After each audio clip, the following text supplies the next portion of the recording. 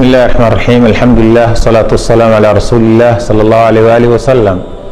السلام عليكم ورحمة الله. ودرسي لبعض دروستني صيام كأنه كجهد ليني فهم الصيام إنه مقعدري كرنه وإنه كسر هذا لنا شروط الوجوب قف كصوم كواجب أيه. إنه قال لنا لبا قضب أما صدق قضب كوبان قضب كواد أركان الصوم كوالبو ركن كواد وإنه قف كصوم كنيستو النية وإن لهلا وقف كصوم كنيستو وقف من لم يجمع الصيام من الليل فلا صيام له. أو حديث كاس وشرة وحديث صحيحة حديث كان النبي صلى الله عليه وسلم من لم يبيت الصيام فلا صيام له.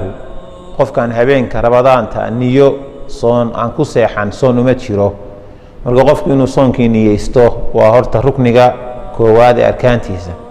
ركنك اللباد والإمساك عن المفطرات قف إنه كأف هايستو وحيابها وحأفوريا دمانتود إنه قف كأف هايستو لقبل أبو من طلوع الفجر الصادق إلى غروب الشمس مركا عدعيدو صلاة الصبح ما نوتشي إذا مركا فجر كيدو دشو إلى أنت عدعيدو أي كدا عيسو مال أنت صوفود له أنت قف وح الله وحي وحأفوريا إنه كتشوك صدو أيال الربا.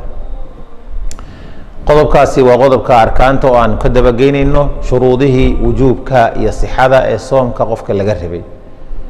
waxaynu ku daraynaa bisha ramadaan nabigu salawaatullaahi wasalaamu calayhi hadigiisii waxaa ka mid ahaa inuu aad rasuulku u sadaqa iyo deeq badnaa. bishan ramadaanna way ka sii xag jirtaa nebigu siduu wax u bixin jiray iyo khayrka ugu dheerayn jiray salawaatullaahi wasalaamuhu calayh. aad buu khayrka iyo deeqda iyo waxbixinta ugu dheerayn jiray.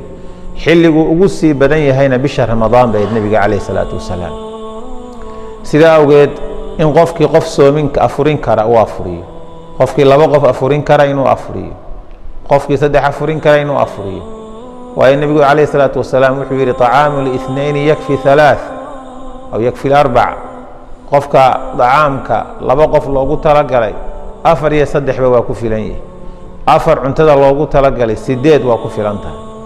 marka qofkii qof afurin kara ama laba afurin kara ama saddex afurin kara inuu afuriyo. fadliga laga helayo xadiidka jaabir ee xasanka ah imaamu axmed uu soo saaray man fatara saa'iman falahu mithlu ajrihi gayra an yanqusa min ajrihi shay'a oo kama qaala sal allahu alayh wasalam.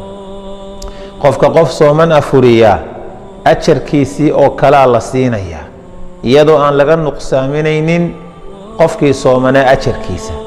marka micnaheedu waxa weeye hal haddaad afuriso maalintaa laba qof soonkood baad qaadatay. qofna waa adigoo waa soomanayd, qofna waa qofkii aad afurisay. marka wakti adag oo duruuf abaareed laga soo doogay baa lagu jiraa. weli xoolihii ma dhiigsan, xilli cadkoodii la cuno ama ay calaf gooyaan oo la iibsado seelada la geeyo ma joogaan. dadkii biyo unbay heleen, abaartiina ilaahay waa ka dejiyey, baadkiina iminku soo baxay, xoolihiina weli ma dhiigaysan. miyigiiyo magaaladuna anfac iyo dheeftu way isugu xiriyeen nolosha. in marka dadku aad isaga warqabo oo qoladii dibadda wax ka caawin jirtay aanay odhan roobkii baa joogsado waa joojinaynaa, kuwii gudaha wax ka qaban jiray in la qabto laisdhaqaaleeyo. waa qodobka muhimka in isku baraarujinayno. qodobka labaad aan isku baraarujinayno waxaa ka mid ah waxa weeye soomkani waa gaashaan. asawmu junna يستجن بها العبد من النار بالنبي صلى الله عليه وسلم.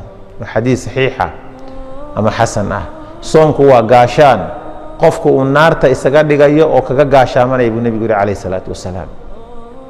وحالا وحي مركا صومك قاشان بكوي هاي سقى عياري صومك وأشر كيسا هدمين وساد أنفعي سأهدو آذا كوغو يرانينا إسكا إلالي تاسي وإيقادر دارا إنو قفكنا أقادا وشيء مهم shayga kale aynu tilmaamayno ee soonka waxa weeyaan rasuulku tilmaamay salawaatullaahi wasalaamu calayhi qofka sooman afkiisa naqaska ka soo baxaya, caloosha marana islaba rogaysa, uuskii isdaba gedinayo, ilaahay agtiisa waa ka udgoon yahay. adduunka waxa yaalla waxa ugu udgoon oo riixul miskiga ah. qofka soomanna labo farxadood buu leeyahay nabigu sallallahu alayhi wasallam. farxad waa marka uu afurayo oo uu ilaahay maanta oo dhan u afxidhnaa cuntadii u fasaxay iminka cun oo cab la yidhi uu ku farxayo iyo soomtii ilaahay u sakhiray u fudaydiyey inuu maantoo dhan soomanaado farxadda labaadna waa markuu ilaahay la kulmayo berita aakhiro oo la guddoonsiinayo ajarkii uu soo soomay adduunka gaajada iyo soonkii bal nebigu wuxuuba sheegay calayhi salaatu wasalaam albaab gaar ah oo 8 albaab oo jannada ka mid ah inuu jiro oo loogu talagalay magaciisa rayaan la yidhaahdo albaabkii dherega iyo cokonaanshaha looguna talagalay dadkii adduunka soomi jiray ee soonka ilaashan jiray inay ka galaan hadday dadkaa cid aan ahayn oo gelaysana ma jiraan buu nebigu sal allahu alayh wasalam hadday galaanna waa loo soo xidhayaa albaabkooda buu nebigu sal allahu alayh wasalam marka qofku soomka ha ogaado waxa uu u sooman yahay ma aha cuntadii cabitaanku keliya laga tago laakiin wax alla wixii afurin karu ka tegaya yadacu طacaamahu wa sharaabahu wa shahwatahu